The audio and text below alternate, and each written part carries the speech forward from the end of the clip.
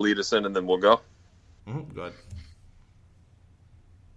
Hey, everybody. Welcome to another episode of the Forever Mighty podcast. It's not a post-game show today. We got a prospect show for us, Eddie, with a special guest, huh? Yeah, it'll be good. Talking about the draft a bit. No more 10 p.m. nights for me, or 2 a.m. nights doing the post-game show, doing some actual shows at a pretty good time. I can actually go to bed not at 3 in the morning, so it's pretty nice. All right, man. Well, let's kick this into gears, get the intro rolling, and bring on the guest. Trying to get by Benning. Darnell Nurse left it in the corner, gets up center. Perry scores! Corey Perry! Lilia able to shake away from Solani. It's given away to Solani around in front. Score!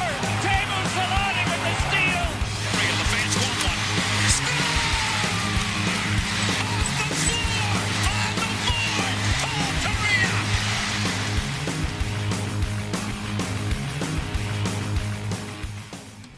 All right, everybody. As Patrick said, we've got a special guest on the show to talk about the draft. Somebody who knows a lot more about prospects than the two of us combined. We've got Steve Kournianos on, for NHL Draft Analyst for the DraftAnalyst.com, and contributed to Dauber Prospects and Sporting News. How are you doing, Steve? How you doing, guys? Thanks for having me on tonight. No problem. So with the NHL Entry Draft coming up on June 22nd, the Ducks fans have kind of been focusing on that since going out in the second round. Focusing on where they're going to be drafting, who they're going to pick. We're going to talk a little bit about who they currently have in their system.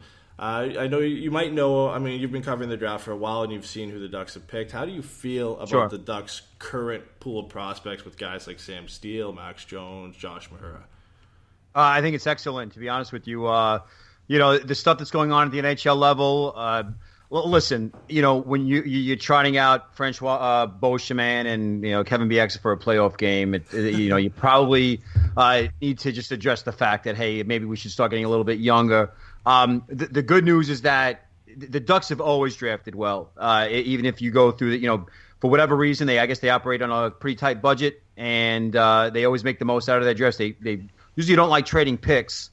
And by holding on to those picks, not only the high picks, the picks in the earlier rounds, guys like you said, Max Jones and Sam Steele, but they've also done really well in later rounds. I mean, Troy Terry was a later round pick. Antoine Morin was a guy that I thought was first round quality, and even Maxime Comtois was originally in his draft year in 2016 or 2017 was projected to be almost a top 15 pick, and he had a little bit of a basically up and down year in the queue, but he actually, he's still a really good prospect. So overall, on defense, I mean, Josh Mahura, Jacob Larson, Marcus Pettersson, and then in goal, Olli Eriksson. They have prospects at all key areas, and they're ready to go, especially up front. So I don't know if they're going to be ready to jump right in next year and turn things around and make them more of a tougher team to play against in the playoffs. But you look at building blocks, what they already have at the NHL level and what they have down on the farm. There's no reason why the Ducks can continue being one of the top teams in the Pacific Division for the next few years. I had a question about Maxime Comtois. I know that he's a real recent draft pick. I heard people talk a lot about his penalty killing ability, and I just made me wonder, just because I'm not deep into prospects. Like, does that even matter at that level if they're not playing in the AHL or the NHL? Is that like a skill that's looked for? Yeah, I mean, it's something that obviously, like, if you have a guy that's putting up a lot of points, if he's killing penalties, then you like that kind of like overall game. At the same time, we've seen a lot of offensive-minded guys who put up a lot of points in major junior hockey in Canada, and they're offense first, one-trick ponies. They go to the NHL for whatever reason, whether it be their speed, maybe their anticipation skills. They're used on the penalty kill to start off with, and it just kind of stays with them the whole time. So to me, Comtois is a guy that's always been really good in his own end. He's, of course, very physical. He's got really good size. And what I like about him, it might have hurt him during his draft year, but I think overall, like long-term projection, you look at how he contributes at the NHL level, you like the fact that when he's not putting up points, he still could impact the game. And he gives it all on every shift. A little bit undisciplined at times, but in terms of penalty killing, being physical, positioning himself in the right way, always having an active stick, those things you want to see in a teenager, and he's done that really well the last few years. And so kind of shifting towards the guys that people know more about, at least being Ducks fans, Sam Steele, Max Jones, Mahura, and Terry. We've all been waiting for them to get to the AHL so we can get a good look at them here in San Diego. Of those guys, who do you feel would be most ready for the big club on the off chance they get a long look after training camp? I'll be honest with you, like all four. Max Jones, to me, I've always been high on him, and his attitude and kind of like the way he plays. He's like this. He's kind of a pest, but at the same time, he's really skilled and super physical.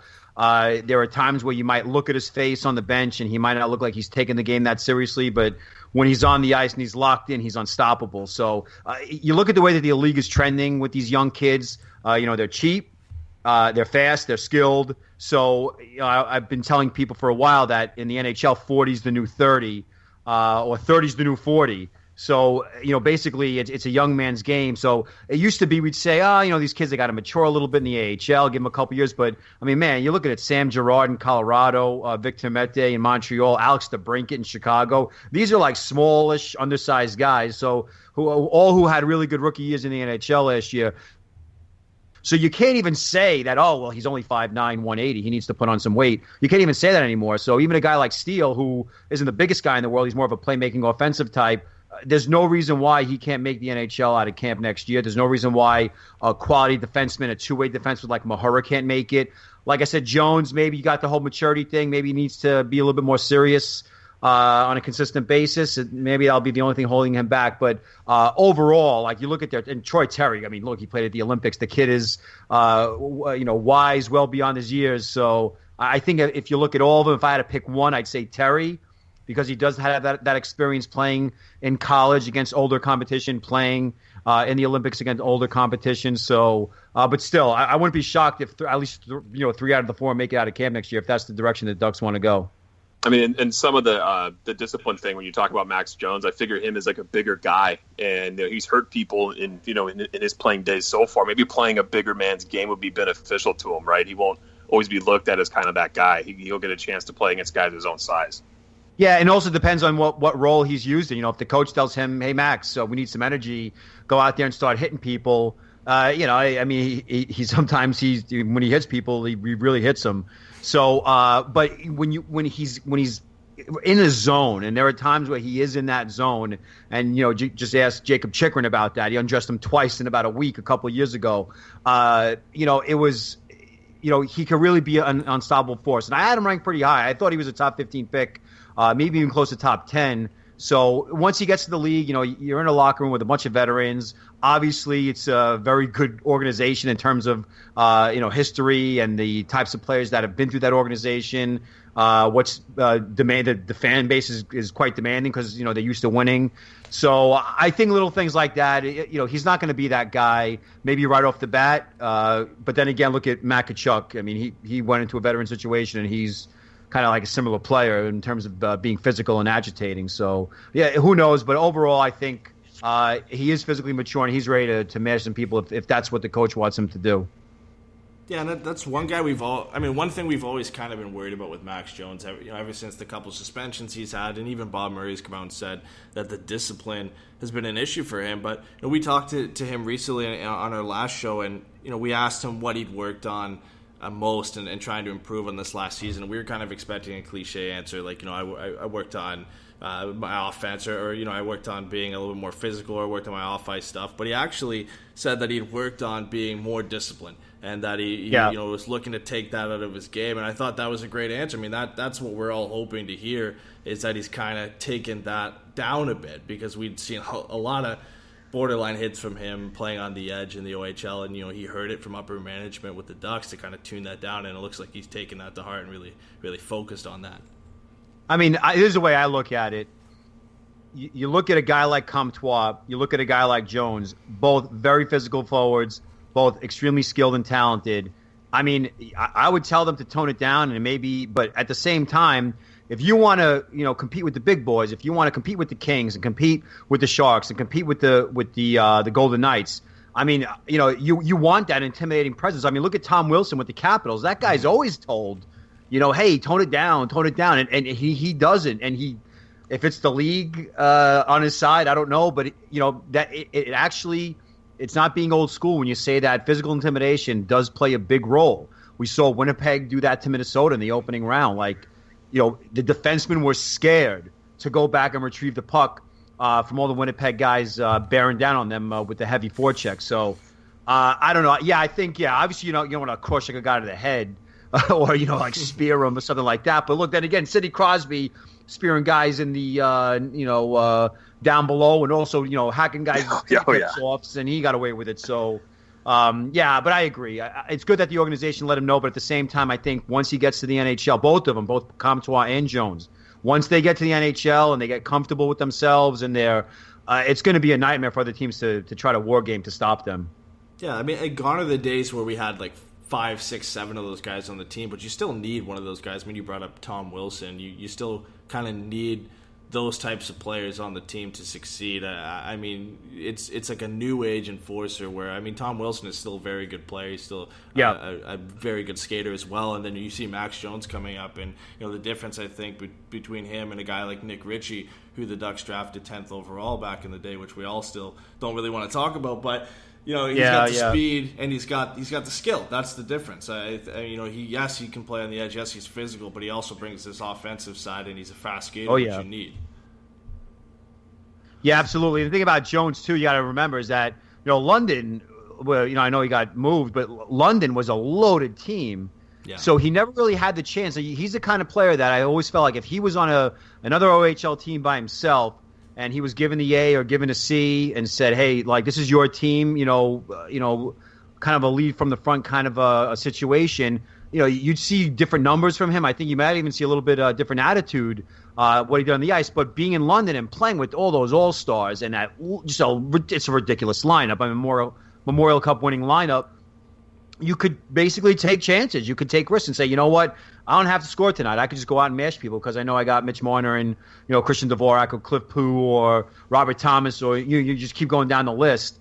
So I think the key thing for Max Jones is to just focus on staying within himself when he's on the ice, understanding there's a time and a place to absolutely obliterate people. But just there's also a way to do it in a clean way, or do it, where it's kind of like almost borderline, instead of just doing like, listen, he talks a lot of junk. That's his game. Like he's always yapping at the other team the other team from the bench. He's always talking to them during faceoffs and things like that. So you don't want him to change that game. The key thing for him though is to back it up offensively. That's going to be the big thing, because if he's just the bottom line, agitator pest on one of the bottom two lines, and you kind of wasted a high pick on him.